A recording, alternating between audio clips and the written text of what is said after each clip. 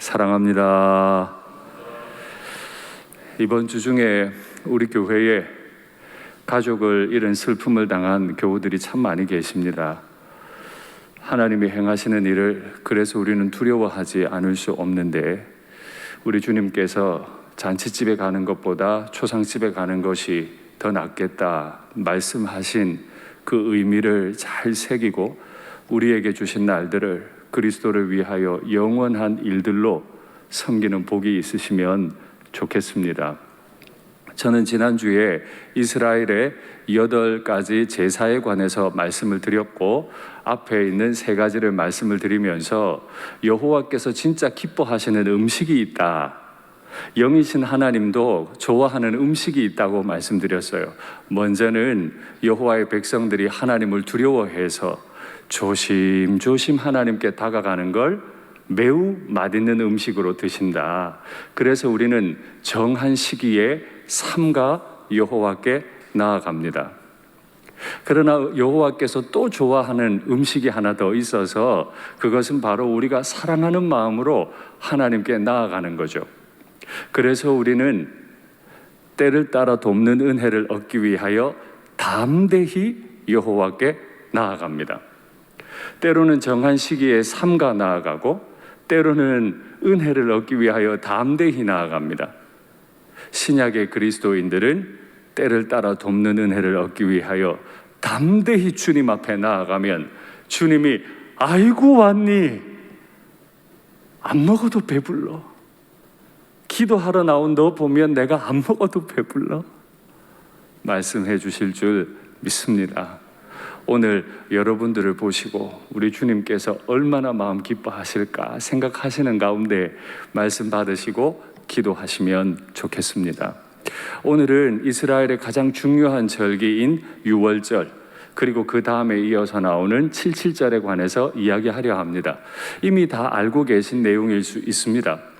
유월절은 이스라엘 절기에서 가장 중요한데, 그 이유는 그날 노예되었던 이스라엘 백성들이, 히브리 민족이 하나님의 크신 은혜로 자신들이 단지 아브라함의 약속의 후손이라는 이유만으로 애굽 땅에서 자신들을 구별하셔서 구원하신 것을 기억해야 하는 날이기 때문에 매우 중요합니다. 그 날은 조금 더 깊이 이해하자면 히브리 민족이 이스라엘이라고 하는 나라를 이룬 것을 감사하는 날이기도 합니다. 그저 노예로 살아갔던 이스라엘 히브리 민족이 하나님께 대하여 전 세상을 위하여 제사장들의 나라로 부름받은 것을 기억하는 날이 되기도 합니다. 그만큼 유월절이라고 하는 것은 이스라엘 백성들에게 매우 중요한 날이죠. 그래서 하나님은 이 날을 그냥 두실 수 없어서 달력을 바꿔버리십니다. 이스라엘 백성들이 원래 있던 이집트 땅의 달력도 아니고, 이스라엘 백성들이 앞으로 들어가게 될 가나안의 달력도 아니고, 이스라엘만 독특하게 사용하는 달력으로 유월절이 있는 그 달을 12달 중에 첫째 달로 삼으라 그랬습니다. 그래서 이스라엘의 절기를 이해할 때는 참 이해가 쉽지가 않습니다. 어떨 때는 7월이라 그랬다가, 또 어떤 책을 읽다가 보면 정월이라 그랬다가 매우 헷갈립니다. 그래서 한번 정리를 해드릴게요. 표를 확인하시죠. 아이고야, 잘 보이세요? 예. 성경력으로 1월이라는 말은 이제 출애굽을 하면서 하나님께서 정하신 지금부터 1월이야 하신 달, 성경력 1월입니다. 유대력으로는 7월이랍니다. 이제 이스라엘 백성들이 출애굽해서 가나안에 들어가면 그 땅에는 7월이 돼요. 그리고 태양력으로는 후에 만들어졌죠. 태양력이라고 하는 건 태양력으로는 3, 4월쯤에 해당합니다. 성경력 1월, 가나안 땅으로는 7월, 태양력으로는 3, 4월에 유월절, 무교절이 이어지고, 2월에는 대단한 일은 없고 바로 그 다음 달 3월을 가면 그 달은 가나안 달력으로는 9월이 되죠. 그때는 77절, 오늘 우리가 이야기할 내용이 나옵니다. 그리고 7월은 아주 또 중요한 달인데, 가나안 땅, 유대력으로는 1월이 됩니다. 그때는 태양력으로 9월에서 10월쯤 되는데 나팔절, 대속죄일, 초막절, 다음 주에 보시게 될 아주 중요한 절기가 담겨 있습니다. 내려주시죠. 하나님께서는 이 유월절을 기준으로 시간의 시작이 되게 하셨어요. 너희가 가나안에 들어가면 언제가 1월이냐 하면 유월절이 있는 달이 1월이다. 가나안 사람은 그때를 다른 날로 지키지만은 나는 너희가 그때부터 시작이라고 생각하면 좋겠다. 그리스도인들이 육체를 입고 태어난 생일을 잘 기억합니다. 내 생일이 언제인지 사람들이 알아주기를 바라고 축복해 주기를 바랍니다.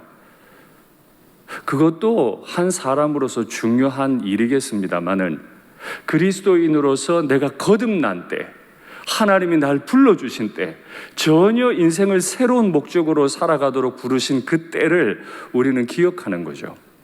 하나님은 그 구원을 기억하는 것이 너의 시간의 시작이다 라고 말씀하신 거예요. 왜 그렇습니까? 살아도 이 땅의 사람들과는 전혀 다른 목적을 가지고 전혀 새로운 삶을 살기 때문에 그렇습니다. 다시 시간을 정의하십시오. 에베소서에서는 그 말을 시간을 구원하라라는 말로 썼습니다. 세월을 아끼라는 말이죠. 우리가 이 땅을 살아가면서 하나님께서 주신 제사장 나라로서의 역할을 감당하기 위해서 우리는 우리의 시간들을 전혀 다르게 해석하고 내게 앞으로 주어지는 모든 날들은 날 위해 쓰는 날이 아니고 하나님을 위해 쓰는 거다. 이제 내가 가나안 땅에 들어가서 사용해야 할 모든 날들은 날 위한 날이 아니고 하나님의 나라를 임하게 하는 날들이라. 신약의 그리스도인들도 마찬가지예요. 우리가 왜 살아요? 하루를 살아도 주를 위해 삽니다. 자식을 길러야 합니다. 연로해 주시는 부모님을 봉양해야 합니다. 누구의 법을 따를까요? 하나님의 법을 따라 반드시 그 일을 감당해야 합니다. 세상에서 부지런히 일터에서 생활해 나가야 합니다. 누구를 기준으로 따라 살아갈까요? 이 세상에 하나님의 나라가 임하는 것을 목표로 나의 직장 생활을 해 나가야 합니다. 내 자녀들을 왜 기릅니까? 내 자녀들을 왜 공부시킵니까? 이 아이들을 통해 하나님의 나라가 임하도록, 이 아이들의 평생이 하나님을 드러내는 도구로 쓰임 받도록 그들의 시간을 전혀 새롭게 정의를 해야 되는 거죠. 질문하겠습니다. 우리 교회는 우리의 시간을 완전히 구원했습니까? 우리 교우들께서는 우리의 하루하루를 정말 하나님을 기억하고 존귀한 날로 바꾸기 위해 새벽마다 밤마다 기도하고 있습니까? 두려워하지 마시고 낯설어하지 마시고 주님 앞에 간구하십시오. 주여, 나의 오늘이 하나님의 나라를 선포하는 하루가 되게 하옵소서. 난 그렇게 살기 원합니다.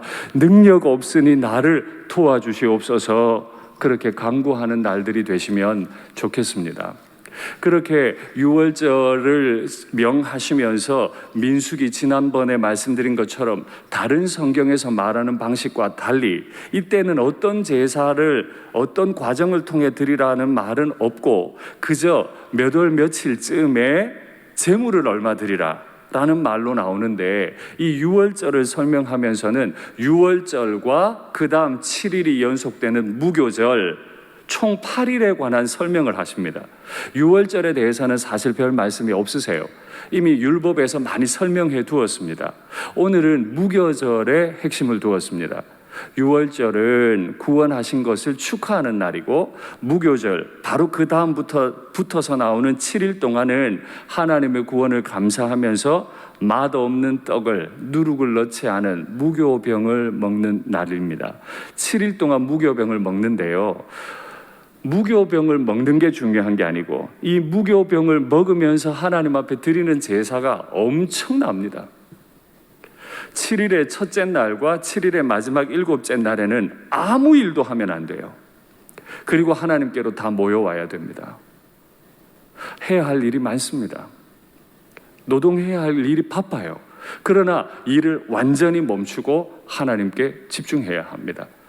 우리가 우리 자신을 위해 가나안에 들어간다면 일을 멈추지 않고 가정을 위해 일할 겁니다. 그러나 우리는 우리 자신을 위해 일하는 게 아니라 하나님을 위해 일하기 때문에 그날 멈추라 하신 날 일을 멈추어 버립니다. 그런데 그 사이에 있는 5날, 첫째 날과 마지막 날, 7째 날을 빼고 가운데 있는 5날 동안은 매일 제사를 드리는데 이 양이 엄청나요.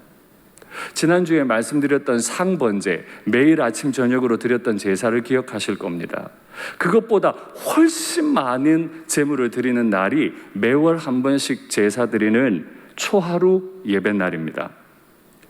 그 5일 동안은 초하루 예배를 매일 드려야 됩니다.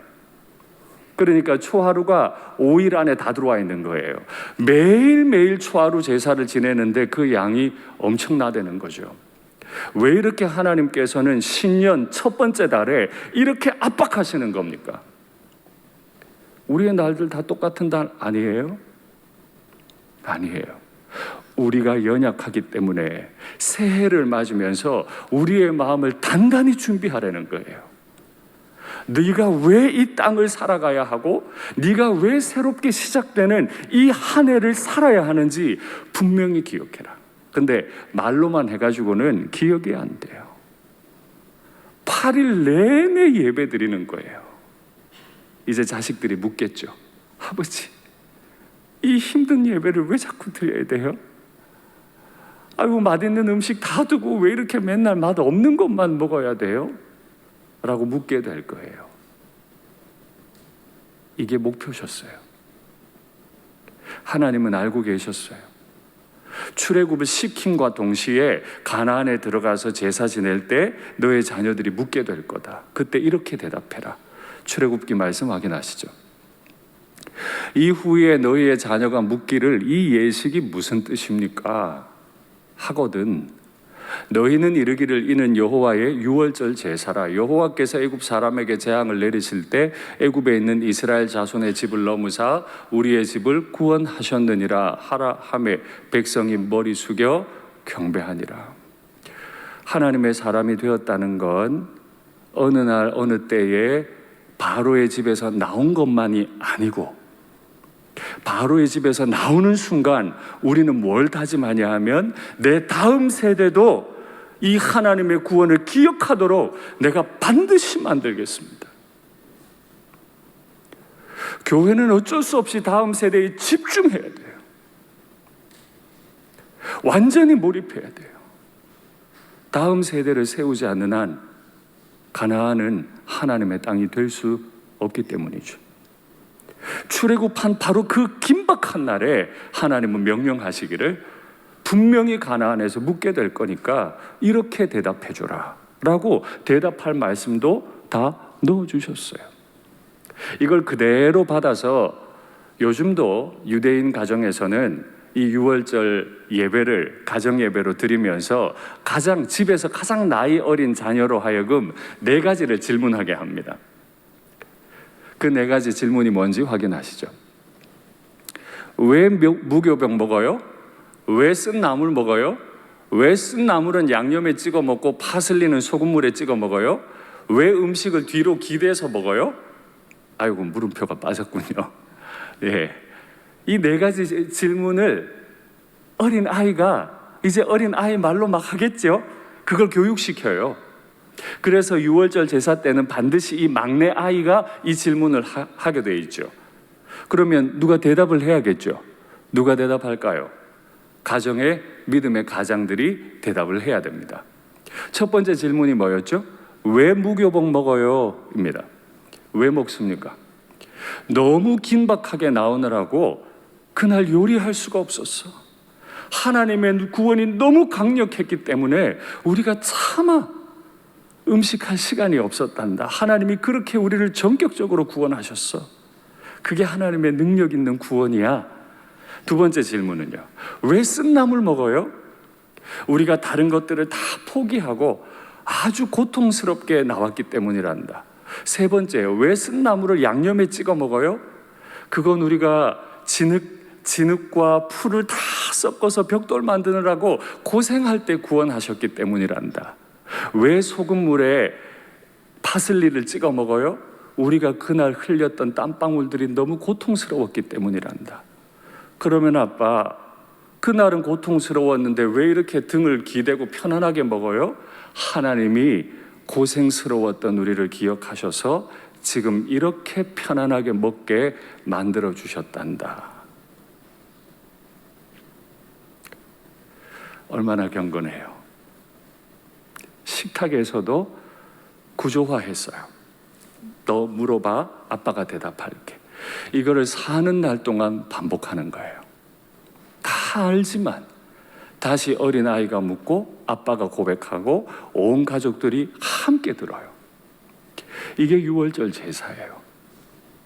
하나님이 의도하셨던 거죠. 예수님 당시에 이 유월절 제사가 얼마나 대단했는지, 그때 얼마나 많은 사람들이 몰려왔는지 학자들의 연구물을 확인해 보면 정말 놀랍습니다. 그리고 그날 우리 예수님께서 유월절 어린 양으로 돌아가시는 사건을 그 순례객들이 다 목격했죠. 그리고 77절 제사날 성령께서 임하셨죠. 그래서 하나님의 큰 일을 말하게 하셨고, 그날 왔던 디아스포라 유대인들이 하나님의 큰 일을 다 듣고 전도자가 돼서 자기가 태어난 곳으로, 디아스포라 되었던 그 지역으로 돌아가서 막 교회를 세워나가도록 만들어 두셨는데요. 예수님 당시에 유월절에 하루에 드려졌던 제물의 양은 18,000마리입니다. 18,000마리, 하루가 아니고 그 기간 동안에 드려졌던 제물이 18,000마리예요. 엄청나죠. 이 18,000마리를 드리기 위해서 예루살렘으로 몰려왔던 디아스포라의 인원들은 12만 5천 명으로 추정합니다. 그때 예루살렘 인구가 얼마였을까요? 5만 명이요.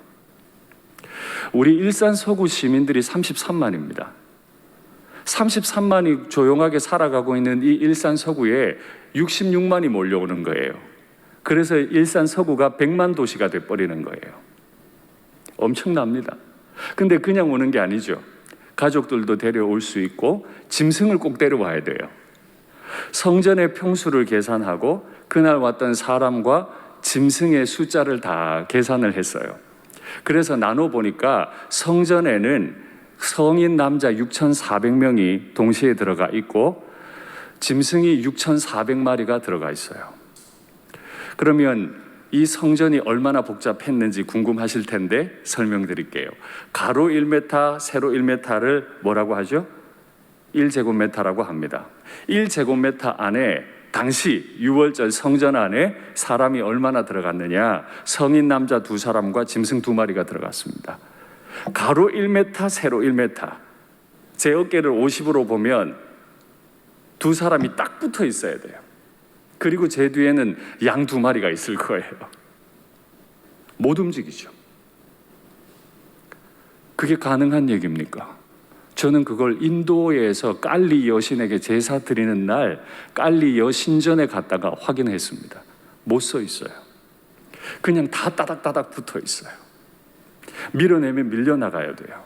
옛날 시골의 장날에 버스 타는 기분입니다. 딱 그렇습니다. 어마어마한 사람들이 유월절 제사를 드리기 위해 몰려오고 그들과 함께 엄청난 짐승들이 울고 난리가 납니다. 그들의 배설물은 성전에 다 깔리겠죠. 그렇게 드리는 게 유월절 제사였어요. 왜 이렇게 유월절 제사에 하나님은 집중하실까요? 거기에 우리의 구원이 시작되었기 때문입니다. 그러면 신약의 그리스도인들은 제사를 어떻게 드려야 되죠? 유월절 그 중요했던 걸 함부로 없애도 되나요? 전통을 무시하는 건 위험한 건 아닐까요? 그래서 신약의 교회는 늘 고민이 많았어요. 이 율법을 지켜야 되는 거야, 말아야 되는 거야? 우리 조상들이 이렇게까지 폭발적으로 제사를 드렸는데 예수를 믿는 순간에 진짜 제사 안 드려도 되는 거야? 고민이 되지 않았겠습니까? 어릴 때부터 봤던 그 엄청난 인파가 유월절만 되면 생각날 텐데 예배 드려요 말아요?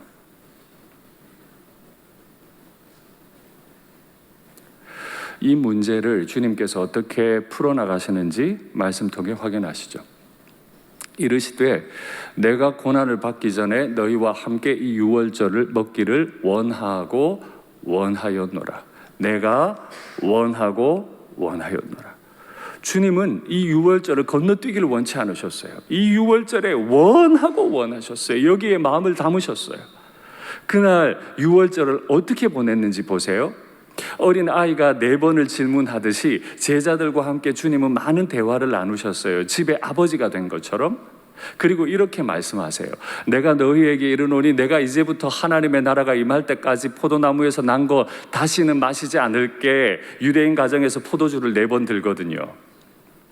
또 떡을 가져 감사기도 하시고 떼어 그들에게 주시며 이르시되 이것은 너희를 위하여 주는 내 몸이다. 너희가 이를 행하여 나를 기념하라 하시고 저녁 먹은 후에 잔도 그와 같이 하여 이르시되 이 잔은 내 피로 세우는 새 언약이니 곧 너희를 위하여 붓는 것이라. 신약의 교회가 더 이상 유월절 제사를 드리고 유월절 제물을 올려드릴 필요가 없는 것은 예수님께서 우리에게 당신의 몸을 제물로 주셨기 때문입니다. 우리는 이 복을 받은 사람이에요. 그렇지 않으면 우리는 아직도 무슬림들이 라마단 때마다 찾아가듯 우린 찾아가야 돼요. 그러나 우린 더 이상 그렇게 하지 않아요.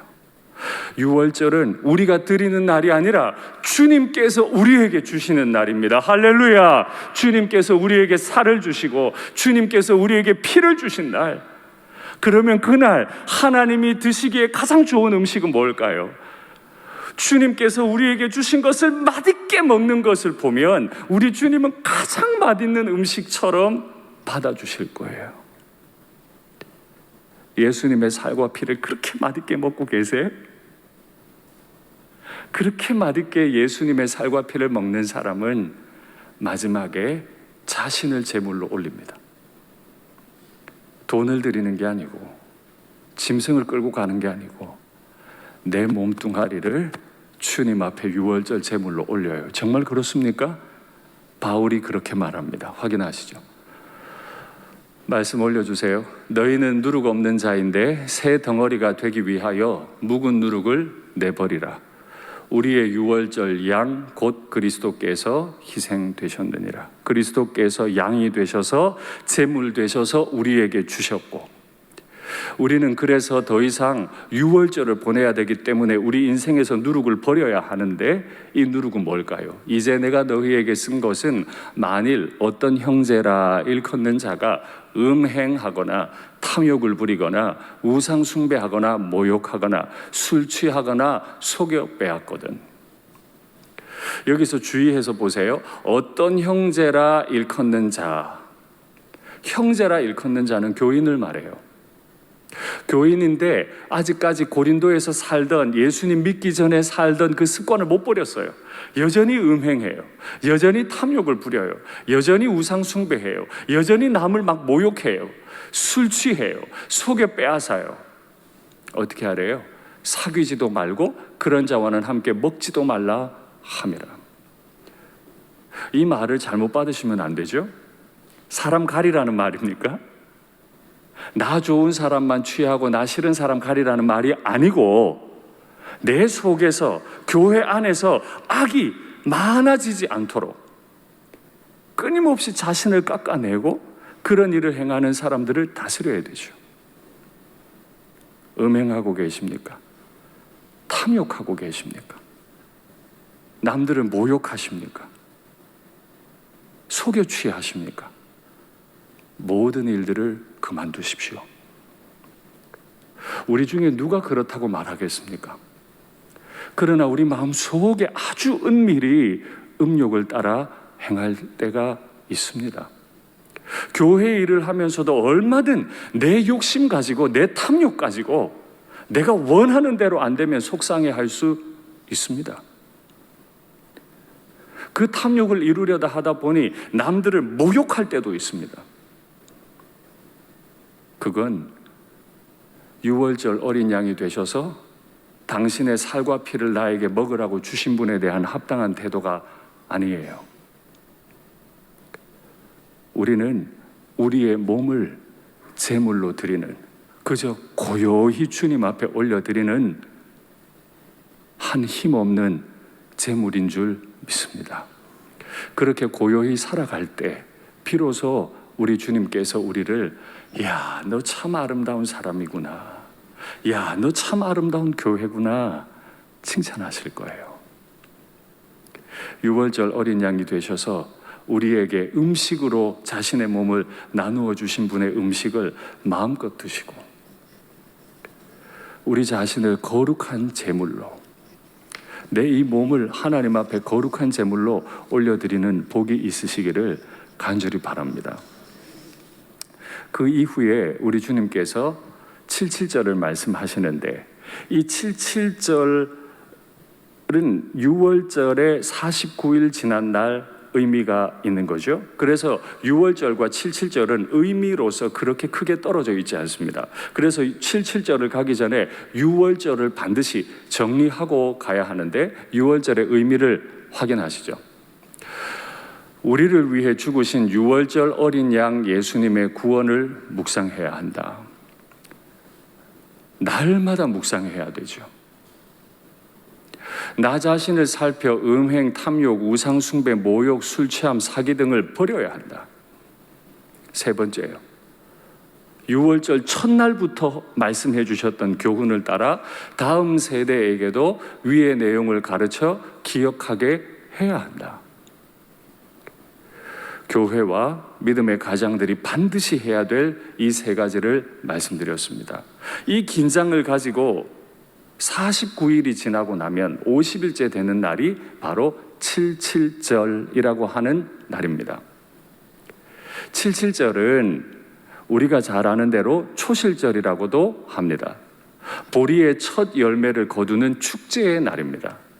그날도 하루 종일 아무 일도 하지 말고 주님 앞에 모여와서 제사 드려야 됩니다. 생각해 보세요. 첫 열매를 거두는 날이니까 바쁠까요? 안 바쁠까요? 바빠요. 농번기예요. 그때 하나님은 의도적으로 멈추라고 하세요. 일하지 마. 바빠도 멈춰. 이날 넌 기억해야 돼.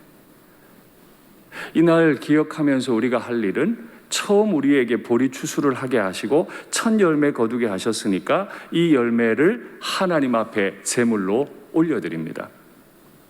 여러분, 우리가 매달 월급을 받는 것과는 전혀 다른 개념이죠. 농사 짓는 사람이 열매를 거두려면 한두 달 기다려서 거둘 수 있는 게 아니잖아요. 오랫동안 고생합니다. 비가 안 와서 고생하고 비가 너무 와서 고생하고 그 고생을 다 견디고 첫 열매 딱 거두었는데 이제 일 멈춰. 그리고 네가 처음 거둔 거 하나님께 올려. 부활의 첫 열매 되신 우리 주님께서 승천하신 이후에 성령을 이 땅에 주소하게 하셨죠. 성령을 부어주신 날이 바로 77절의 또 다른 이름 오순절입니다. 원래 이 오순절이라는 말은 히브리어에 없어요. 히브리어 77절을 헬라어로 바꾸면 오순절이 됩니다. 같은 의미입니다. 그날 우리 하나님 아버지께서는 내가 진짜 곡식을 너희에게 줄게. 너희가 보리 거둔 것도 정말 귀한 거지. 너희가 먹고 살아야지. 이거 다 내가 준 거야. 근데 내가 진짜 주고 싶은 거 하나 있어. 뭐라고요? 성령 하나님. 아들을 유월절 음식으로 내주셨던 분께서 이제 삼위 하나님의 제3위 성령 하나님을 우리에게 음식으로 내주셨어요. 세상에 우리만큼 부자가 없고 세상에 우리 같은 음식 먹은 사람이 없는 줄 믿습니다. 가만히 생각해 보세요. 이게 얼마나 위대한 날인가. 하나님이 얼마나 마음을 담으신 작품인가. 사람이 계획해서 이렇게 되겠습니까? 공교롭게도 이날 잠언 말씀을 통해서 이 77절의 의미를 더 잘 이해할 수 있게 됐어요. 잠언 말씀 확인하시죠. 너는 범사의 그를 인정해라. 그리하면 내 길을 지도하시리라. 인정하기 위해서 그가 명령하신 대로 그날 모든 일손을 놓고 멈추어야 돼요. 그 일을 멈추면 주님께서 지도하실 거예요. 스스로 지혜롭게 여기지 마라. 와, 내가 농사 열심히 지어서 지금 열매가 너무 많아. 여기지 마. 여호와를 경외해라. 악을 떠나라. 이것이 네 몸의 양력이 되어 네 골수를 윤택하게 할 거다. 네 재물과 네 소산물의 처음 익은 열매로 여호와를 공경해라. 그리하면 네 창고가 가득히 차고 네 포도즙 틀에 새 포도즙이 넘치리라. 할렐루야. 우리가 우리의 길을 살아가면서 돈을 버셔야 하는 믿음의 가장들, 공부해야 하는 학생들이 꼭 기억해야 할 거 있죠. 스스로 지혜롭게 여기지 않는 겁니다. 내 힘으로 내 가족들을 먹여 살릴 수 있고 살려왔고, 내 힘으로 공부를 잘할 수 있고 그것으로 내 인생을 지탱할 거다. 아니요. 우리가 우리의 인생을 지탱하는 것은 멈추라고 한 날에 딱 멈추고 여호와를 인정하고 그의 지도를 따라가는 거예요. 그리고 너무너무 두려우니까 내가 하나님 앞에 버려야 할 것들을 다 버리는 거예요. 그리고 하나님을 경외하는 거죠. 그러면 하나님이 내가 상상할 수 없었던, 그저 첫 열매 드렸을 뿐인데 수많은 재물로 우리의 가정을, 우리의 인생을 꼭꼭 채워주시겠대요. 그래서 우리는 77절을 지나면서 주님 앞에 한 가지 확인합니다. 윤 목사야, 너 올 한 해도 애썼다. 목회적으로 뭔가 거둔 게 있니? 예, 있습니다. 그거 누가 거두게 했니? 제가 열심히 했죠? 틀린 대답이에요. 그거 누가 거두게 했니? 하나님이 하셨습니다. 오래 기다려서 첫 열매 받은 날 우리가 해야 할 것은 이건 하나님이 하신 겁니다 라고 고백하려는 거예요. 그러면 어떻게 된다고요? 가나안에 가서 내 모든 창고가, 내 포도즙 틀이 차고 넘치게 될 거다. 그러면 신약의 그리스도인들은 어떻게 이 77절을 묵상하면 좋을까요? 확인하시죠. 멈춰라. 인정해라. 여호와를 인정해라. 자신을 부정해라. 내가 한 거 아닙니다. 하나님이 하셨습니다. 내 새끼 아니고 하나님의 새끼입니다. 내 교회 아니고 하나님의 교회입니다. 내 일터 아니고 하나님이 영광 받으셔야 될 하나님의 땅입니다. 그러니 어떻게 살라고요? 경외하고 두려워하고. 처음 말씀 시작하면서 하나님이 가장 좋아하는 음식이 뭐라고 말씀드렸죠? 그분을 두려워하는 것. 또 하나님이 가장 좋아하는 음식이 뭐라고 말씀드렸죠? 그분을 즐거워하는 것. 이것이 6월절과 77절의 의미입니다. 말씀을 맺겠습니다. 6월절을 지나면서 이 죄인을 위해 그 거룩하신 분의 몸을 맛있는 음식으로 내어주신 하나님 앞에서 감격하고, 기다리고 기다렸던 열매가 나왔을 때 내가 했다고 말하지 않고 하나님이 하셨습니다 라고 감사할 때, 아들을 주시고 성령을 주신 분께서 우리의 삶을 영원히 기억될 삶으로 만들어 주실 줄 믿습니다.